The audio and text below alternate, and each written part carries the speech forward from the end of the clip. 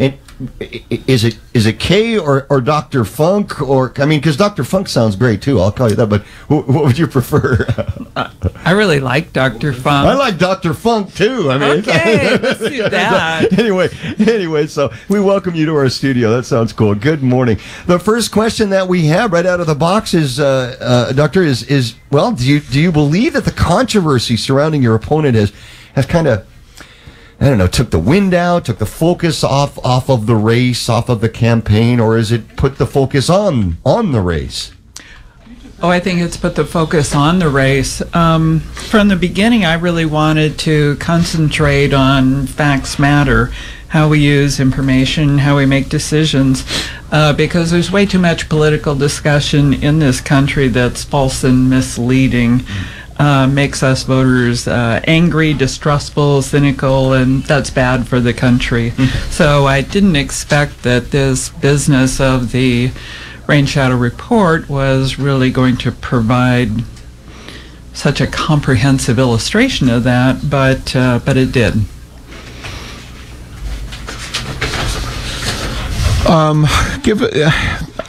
You're concerned about information.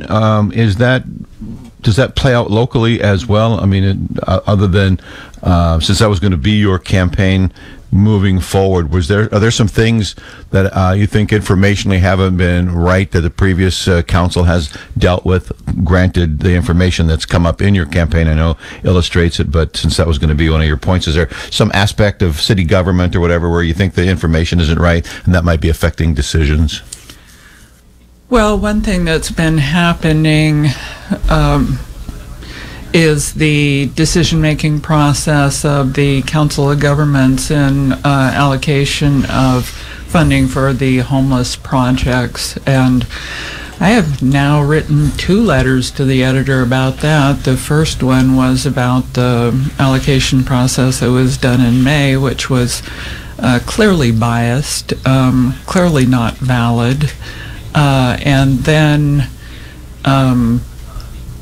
in September, the money was awarded to Transform Yakima on the understanding that they had the building on South 36th Avenue, and then they didn't have it, and now the whole process is way behind schedule. And as Kathy Coffey says, November 15th does come around every year. So I guess for those of us that maybe aren't as clear, the process that you describe as biased, what made it so? How was that? And you know, because people I think there's a letter to the editor today that talks about your ability to analyze and synthesize and reach decisions. So what was the information? I mean, we've been doing it a certain way for a number of years. With the results that we've had, another group came in, they made presentations, and they wound up getting money and changing sort of the past practices, or that which was, I guess, maybe even taken for granted that it would go a certain way. So what was the bias there, in your opinion? What is it that you would have liked people to reconsider? Well, first of all, I'd like to give a shout out to science and medicine. And, you know, this is not, I'm not speaking from anything that I discovered. I'm speaking from the way I have been trained in evidence-based decision making and use of statistics. So the process in May, there was a scoring system.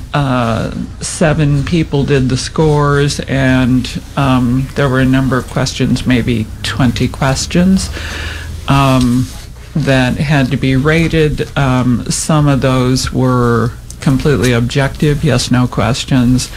Some of them might have been a little more subjective. But on the rating sheet, one of the raters gave a 0 score to all of the Yakima Neighborhood Health Clinic projects, and a maximum score to all the other projects. and as the Herald Republic correctly pointed out, neither a zero score nor a maximum score was even statistically possible. So when you have,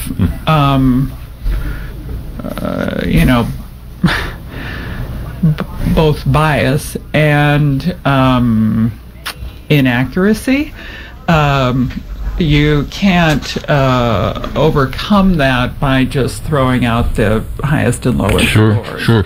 Well, and we'll move on to other things here in just a second, but I know this has been a concern of yours, and it was been portrayed as such. Do you have any special ties to neighborhood health that, or is it a systems analysis only that said no system can work like that? Have a nice day. You shouldn't do that. Or is this a deeper connection with neighborhood health and what they've done? No, I don't have any connection with neighborhood health. I do remember that in the summer of 2016, I went over there to donate some clothes, and in the old travel lodge, they were running a place where the homeless people could take showers and get clean clothes and use the plumbing facilities, and I thought, this is great.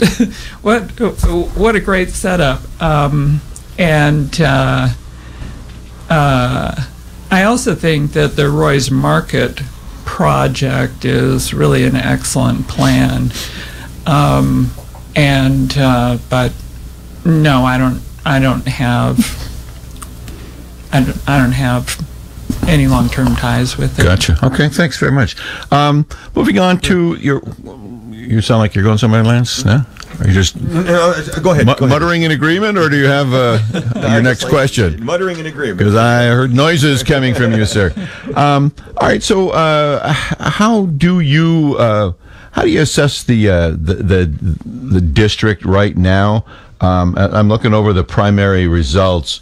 And your race was pretty close, according to what's on the website. There was only like 63 votes separating you and Mr. Effler, and yet there are 350 votes or whatever of people who did vote that were still in play, but with other candidates. And how do you gauge your chance to pick up those votes or bring even more people out? Do you think that? Well, I think that this phase of the campaign is completely different. The Rain Shadow Report controversy actually dropped after the ballots dropped, or maybe just a few days before, and then there was some pretty significant delay in the discussion. So the true reality of how it's played out, ma'am, just to put words in your mouth, it does not at all reflected by these numbers. Is that kind of what you're saying? No. Yeah, okay. Yeah, so much stuff has happened since this that if you were to take their temperature after all that came to light, we might see a whole different picture here. Oh, I think so. Yeah, okay. What are you telling your constituents, your supporters, when you knock door to door? What are you telling them about? What's your reaction to the Rain Shadow Report? What are you saying about the Rain Shadow Report? Well, I tried to run my own campaign and not talk about the Rain Shadow Report very much. Talking negatively leaves a bad impression on people. I just say that I think that I'm a better choice than my opponent because I have more experience with complicated problem solving and more science training. Also, I'm retired from medicine, so I have more free time, and that's pretty significant. Absolutely. What are the most pressing needs in the district that you would like to address as a city council person? In District 4 specifically? Right. Mm-hmm. District 4 is right in the center of the city, both geographically and socioeconomically and culturally. So I don't really think of needs that are specific to District 4. I will say that most of the infrastructure, the streets and sidewalks particularly are older than on the west side, newer than a lot of stuff on the east side, and the sidewalks in particular are in bad shape. Crime has been a very significant issue. Several of the homicides that happened earlier this year happened in District 4. There's been homicides in previous years, even within a block or so of my house. But that's an issue of concern for the whole city. How about that division? District responsibility, citywide responsibility. How do you see that as the duality of a council person elected by their district, but yet still responsible for those things that take place in the whole city? I often hear council members today saying, well, according to my district, and they reinforce that versus, hey, you are the city's council, and what you do is going to affect the whole city. How do you separate those two roles? Well, there is real socioeconomic polarization illustrated by disparity in residential property values.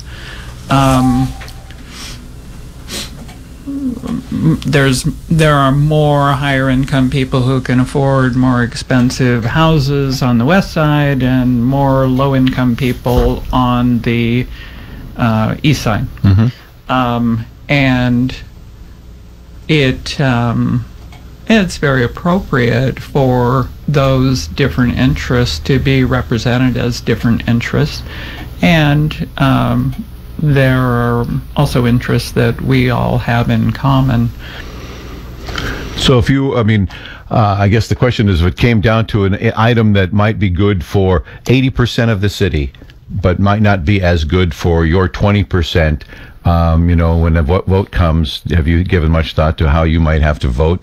Are you prepared to vote for the greater good, or vote for those that got you there, or have you spent any time worrying about that sort of thing at all yet?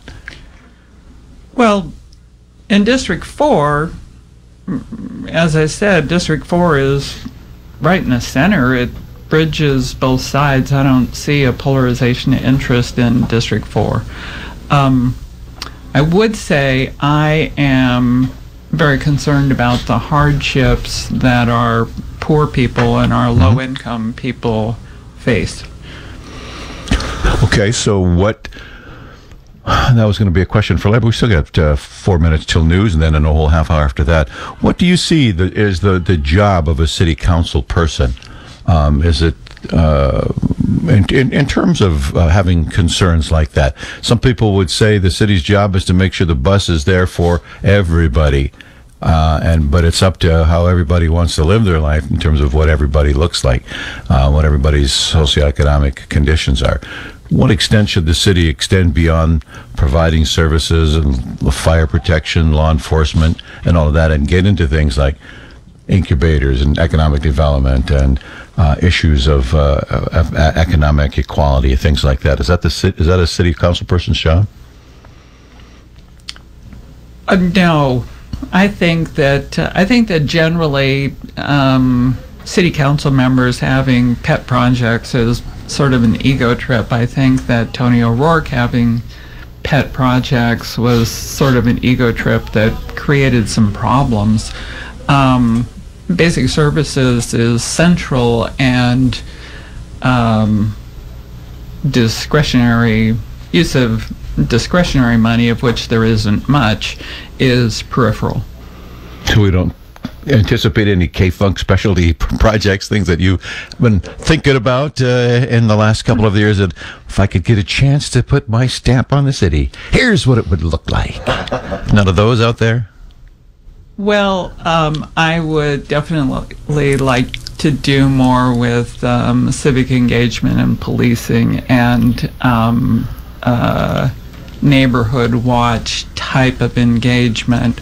Also, my real little pet project that I did here it comes. is I would like to see a website which lists and has and makes accessible information on all child and youth activity programs, particularly before and after school services, and I think that would help line up empty spots with children who need services, because it is very difficult to find those services. Sure. When the information isn't continuously updated and available.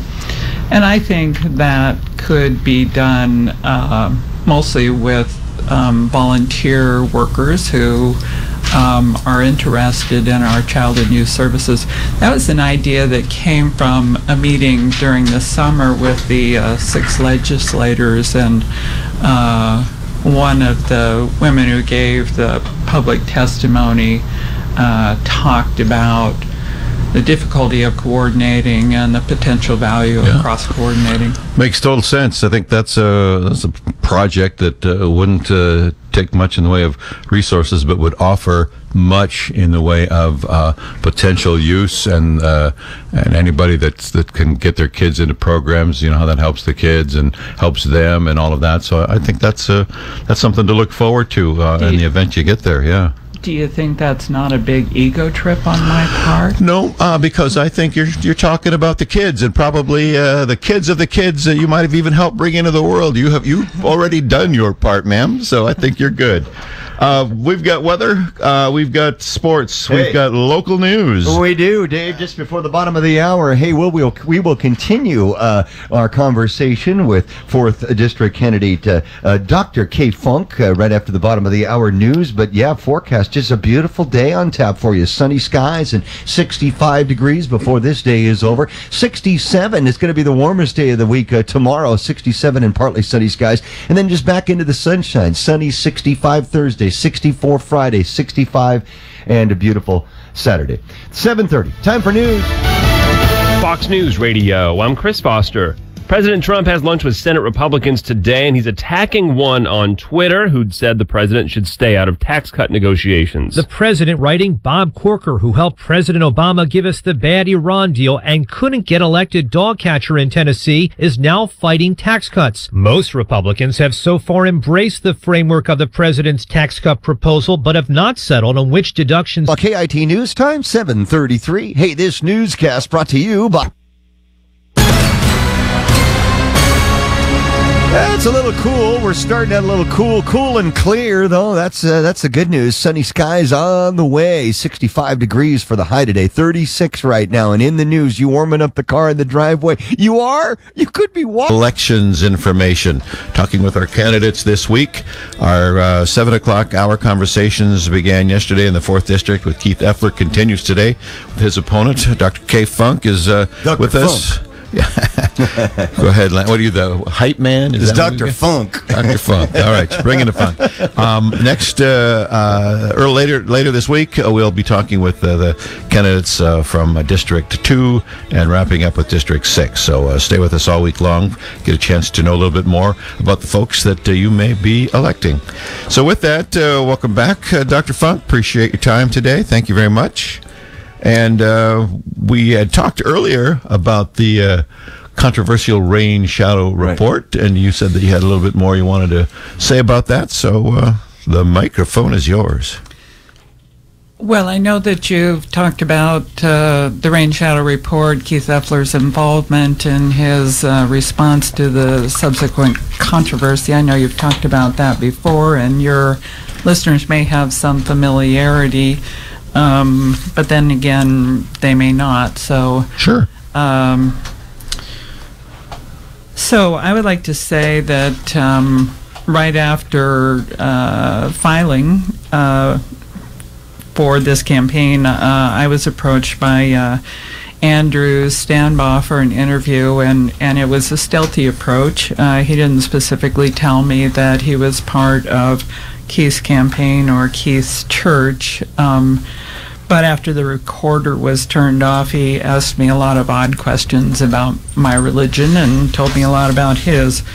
It is a violation of campaign laws to put out campaign literature disguised as a neutral source and without the standard disclosures.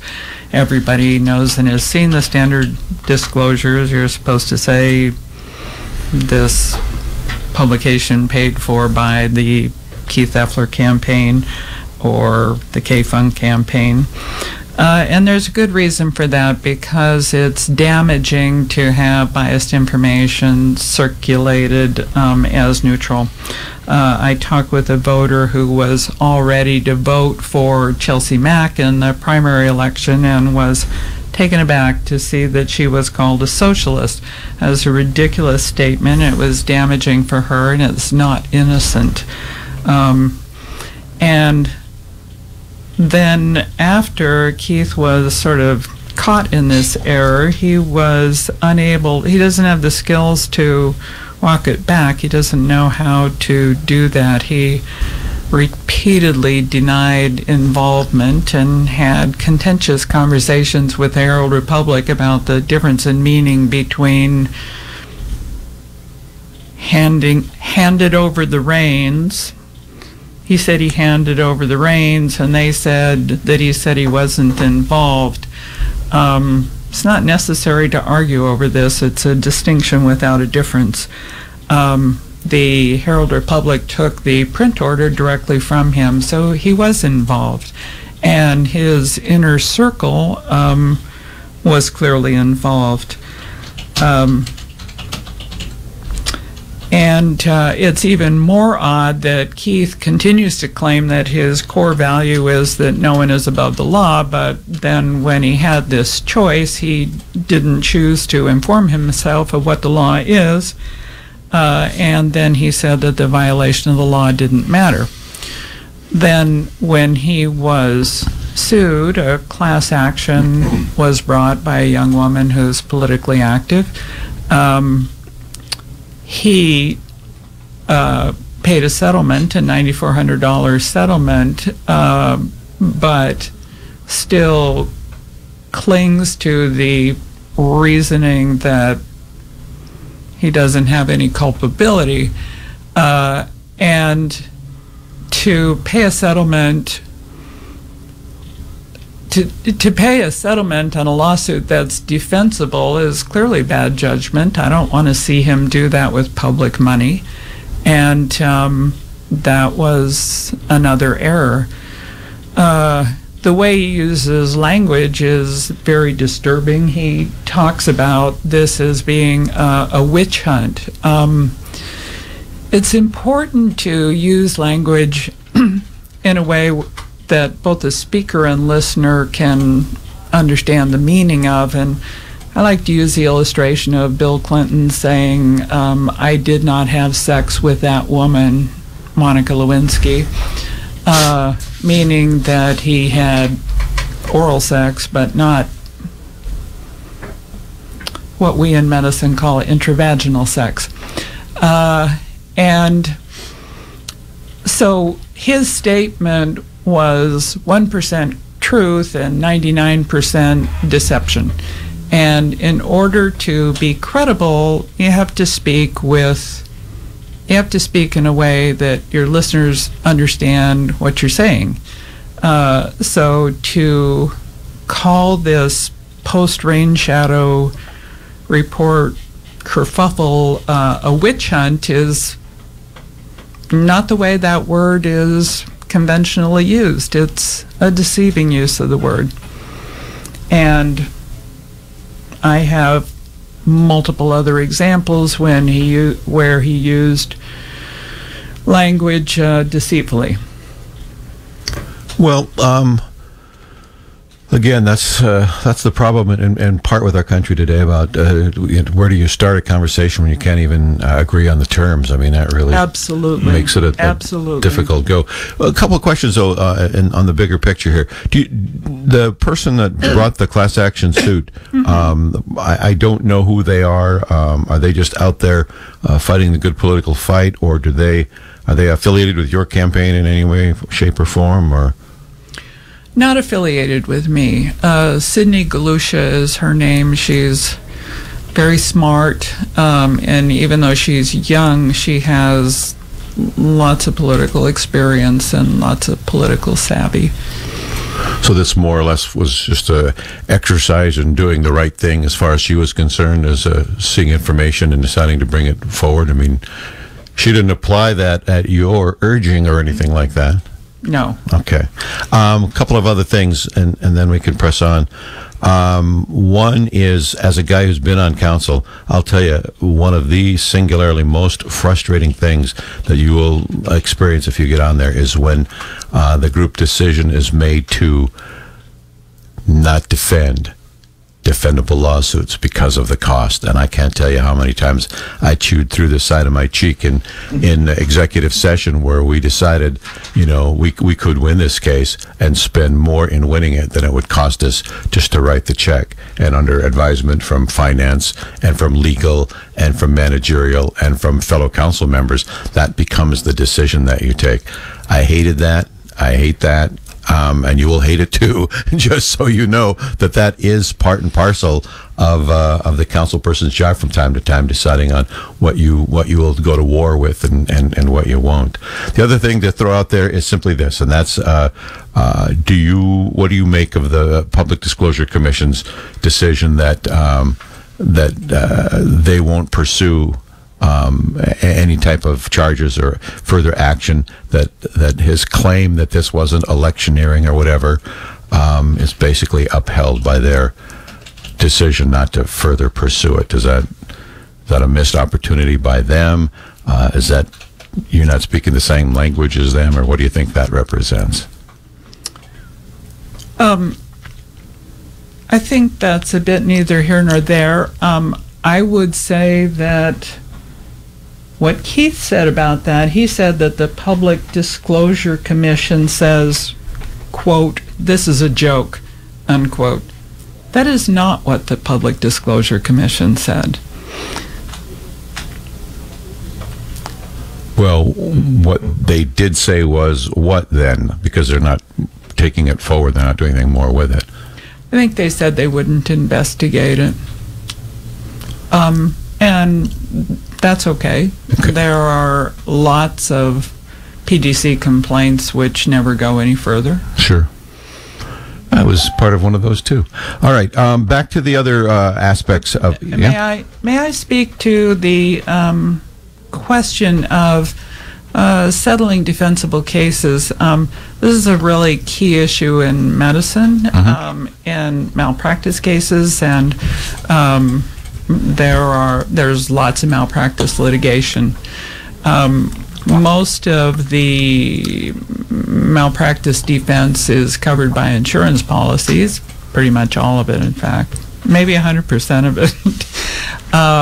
So it is, it's different when you have an insurance policy, when you've sort of prepaid your anticipated liability. You have a little more freedom to make choices on individual cases, but my insurance company had a long-term policy of never offering a settlement when they thought that the case was defensible, and that helped a lot to improve the litigation climate in the state of Washington. That's a long-term goal, but when there's an error, when there's a significant demonstrable error, it's appropriate to settle. But when there isn't, it's appropriate to defend. That said, of course, the previous city council chose to defend the ACLU lawsuit, and that wasn't really a very good decision. Turned out to be extremely costly. Ooh, I so want to chat about that with you, but we won't. That's my baggage. I would say this: maybe you'll bring to the council then, because there is a sense of sue the city. They've got deep pockets, and they'd rather settle than hassle. I mean, I think that's kind of what's out there. And you're right. That's not good. That's not good for the city. Not good for anybody. And so to have a reputation that says, "Hey, don't sue the city because you're going to lose unless you have an airtight case," that's probably a better way to have it be. So maybe you can bring about what your insurance company brought about over your time with council, if that should happen. So well worth exploring it. I just know that from a historical perspective, it happens, and it's frustrating. Okay, so about 5 more minutes to go, Dr. Funk. So let's talk about the first thing, or the first, they always talk about the first 100 days or whatever, but what are the first things that that you think you'll be called upon to deal with as a council person, or that you would like to, that you'd like to see occur with the new council? Is there anything that you'd like to see other than just getting up to speed on issues and taking the business as it comes, or how would you? Well, I think it will be extremely important to explore the budget in depth, especially if it's a deficit budget. I definitely want to have a balanced budget, or at least be working toward a balanced budget. But I realize that our revenue per capita is low compared to lots of other Washington cities. It is.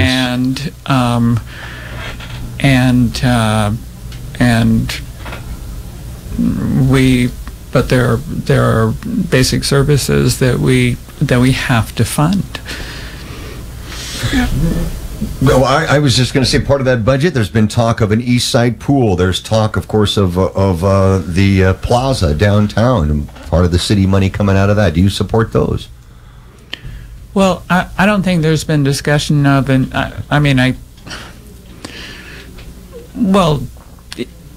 it's been mentioned that it would be nice to have an East Side pool. In fact, I canvassed a voter, an Anglo, older than me, who said the worst thing that the city ever did was close the Washington and Miller Park pools, because he remembered that so fondly from his childhood. So everybody loves the swimming pool, and there's been sort of hopeful talk about having an East Side pool, but that's not really on the discussion table right now. What has to be sorted out is the aquatic center pool, which looks like it's going to go forward with private fundraising, and we have to wait, and it is going to be in a low-income area. We have to get that built and get it operating, and have some understanding of what the operating costs are going to be, what the income's going to be, before we can have any discussion of any other pools. What about the parking thing to raise some money? Car tab bumps to raise money? How do you feel about those? Parking meters back downtown? Well, everybody loves free parking, doesn't want to pay for parking, and there's a lot of cost collecting parking fees. There's the meters, and then there's people putting tickets on cars. So question is, could parking fees really raise a lot of revenue, or do they just provide jobs in parking enforcement? If parking could raise a lot of revenue, I think it's better to pay parking fees than to cut the police department. What was the other one? Car tabs? Car tabs. My understanding is that the car tab proposal is a flat fee for every car. That's a regressive tax that disproportionately affects low-income people, and they already have way too many challenges, so I do not support flat fee car tabs. Again, that said, if we can raise a lot of money from car tabs and we can make it more fair, it's better to have car tabs than to cut the police and fire department. Very good. This hour has zipped by. Dr. Funk, we really appreciate your time this morning. Ballots are out. One of the reasons you're here in the first couple of days is because of the closeness of your race and the primary and all of the hoopla about it. We wanted everybody to hear from both you and your opponent early on. So thanks so much for your time. And this is Dr. Funk checking out. That's right. Dr. Funk, sending it off. News is next. Thank you, Doctor. Appreciate it. More angry tweets from President Trump. I'm Dave Anthony, Fox News.